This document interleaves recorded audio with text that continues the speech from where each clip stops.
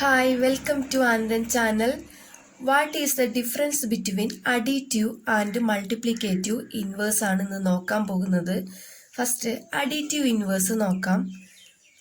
Additive inverse എന്ന് പറഞ്ഞാൽ ഇപ്പോൾ എയുടെ അഡിറ്റീവ് ഇൻവേഴ്സ് മൈനസ് എ ആണ്.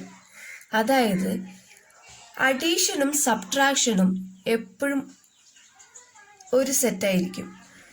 പ്ലസ് എ ആണെങ്കിൽ അതിൻ്റെ additive inverse minus A, minus A ആണെങ്കിൽ അതിൻ്റെ അഡിറ്റീവ് ഇൻവേഴ്സ് പ്ലസ് എ.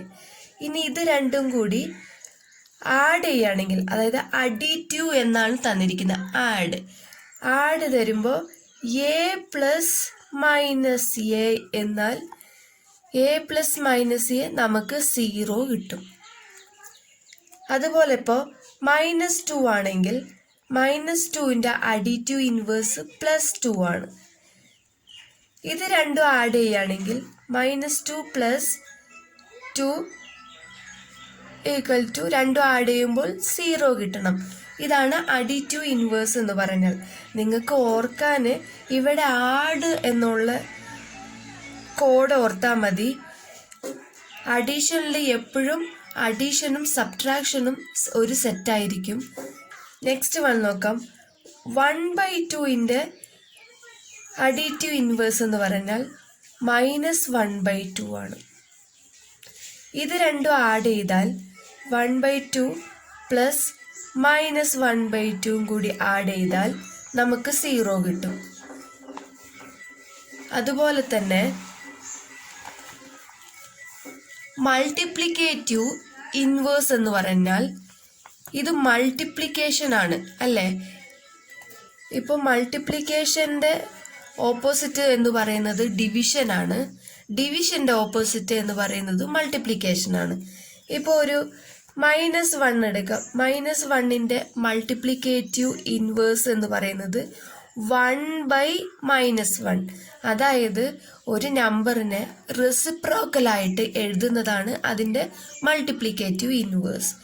ഇത് രണ്ടും മൾട്ടിപ്ലൈ ചെയ്യുമ്പോൾ -1 × 1/-1 ചെയ്താൽ -1ഉം -1ഉം ക്യാൻസൽ ആവും, നമുക്ക് 1 എന്ന് കിട്ടും.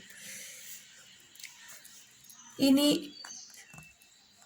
1/2 ആണെങ്കിൽ ഇതിൻ്റെ മൾട്ടിപ്ലിക്കേറ്റീവ് ഇൻവേഴ്സ് 2/1 ആണ്.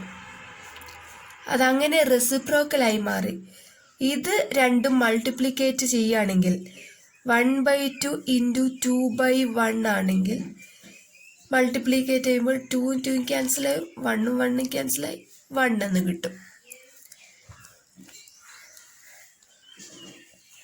അതുപോലെ തന്നെ 3/4 -3/4 ആണെങ്കിൽ ഇതിൻ്റെ മൾട്ടിപ്ലിക്കേറ്റീവ് ഇൻവേഴ്സ് എന്ന് പറയുന്നത് -4/3.